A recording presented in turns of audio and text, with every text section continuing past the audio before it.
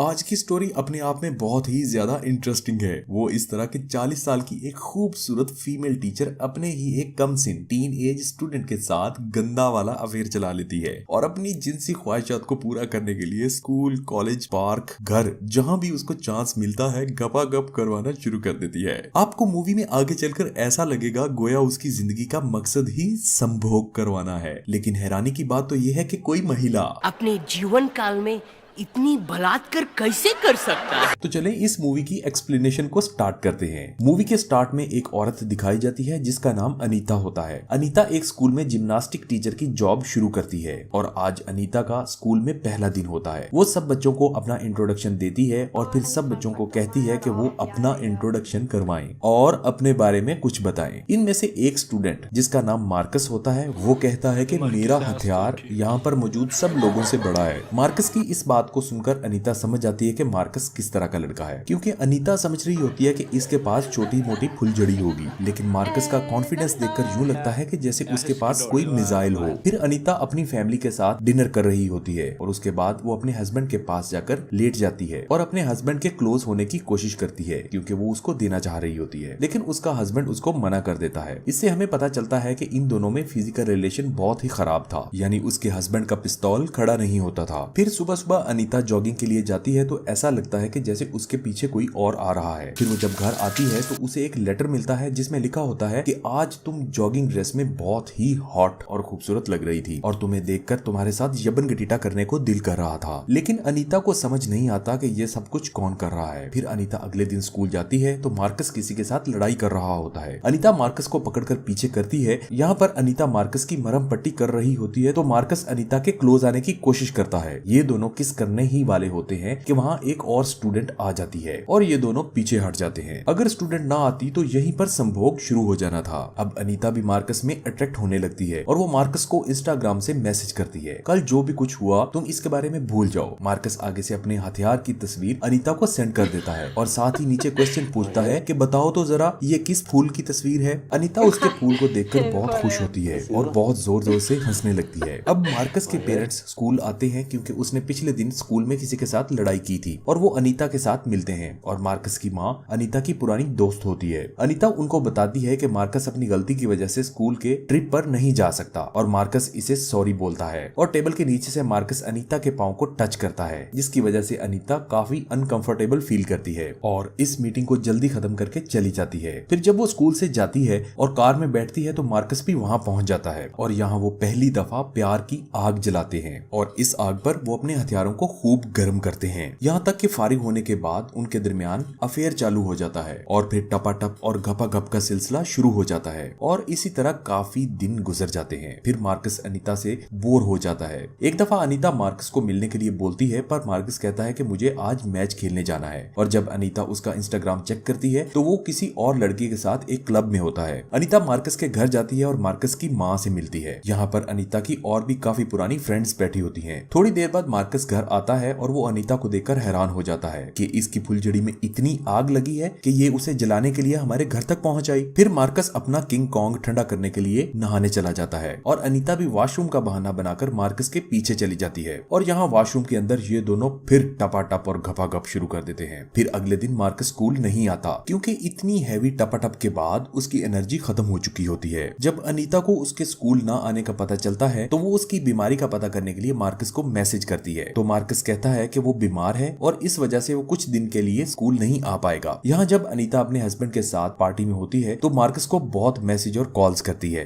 लेकिन मार्कस उसके किसी भी कॉल या मैसेज का रिप्लाई नहीं करता। अब अनीता रह नहीं पाती, उसकी फुलझड़ी उसे दिन ब दिन ज्यादा सताना शुरू कर देती है। वो मार्कस के घर पहुंच जाती है। अनीता मार्कस की माँ से मिलती है और मार्कस के बारे में पूछती है, जिस पर मार्कस की माँ बताती है कि वो मैच खेलने के लिए गया है। तो अनीता समझ जाती है कि मार्कस झूठ बोल रहा है। अनीता मार्कस से मिलती है और पूछती है, तुम मुझे इग्नोर क्यों कर रहे हो? मार्कस ये कहता है कि तुम ये मत सोचो कि मैं तुमसे प्यार करता हूँ और तुम मुझसे उम्र में बहुत बड़ी हो और जाहिर है तुम्हारी फुलझड़ी भी बड़ी है। फिर मार्कस अनीता को बताता है कि वो मीना को डेट कर रहा है। मीना मार्कस की क्लास फेलो होती है और मार्कस वहाँ जब अनीता से बात कर रहा होता है तो वो बहुत बदतमीजी से बात करता है। मार्कस को देखकर अनीता समझ जाती है कि मार्कस ने अनीता को सिर्फ यूज किया है। अब अनीता मार्कस को मीना के साथ देखकर बहुत जेलस होती है, इवन के वो चर्स पीना शुरू कर देती है। इसलिए वो एक दिन मार्कस के फोन से मीना की नंगी फोटो सोशल मीडिया पर पोस्ट कर देती है, जिसमें मीना अपनी फुलझड़ी दिखा रही होती है। और जब ये बात मीना को पता चलती है तो वो बहुत रोती है कि उसकी फुलझड़ी वायरल हो चुकी है। इस बात का फायदा अनीता उठाती है और वो मीना को कहती है कि मार्कस अच्छा लड़का नहीं है, ये काम उसी ने किया होगा, तो मार्कस के साथ ब्रेकअप कर लो। फिर अनीता मार्कस और मीना को उसके घर पर देखती है और जिसे देखकर वो समझ जाती है कि इन दोनों का अभी तक ब्रेकअप नहीं हुआ। मार्कस ने मीना को कन्विंस कर लिया था कि उसने उसकी नंगी तस्वीर सोशल मीडिया पर पोस्ट नहीं की। मार्कस और मीना को इस तरह साथ देखकर अनीता बहुत दुखी हो जाती है और फिर वो सस्ते नशे करने लगती है। चरस, गांजा, अफीम उसके मनपसंद नशे होते हैं। फिर अनीता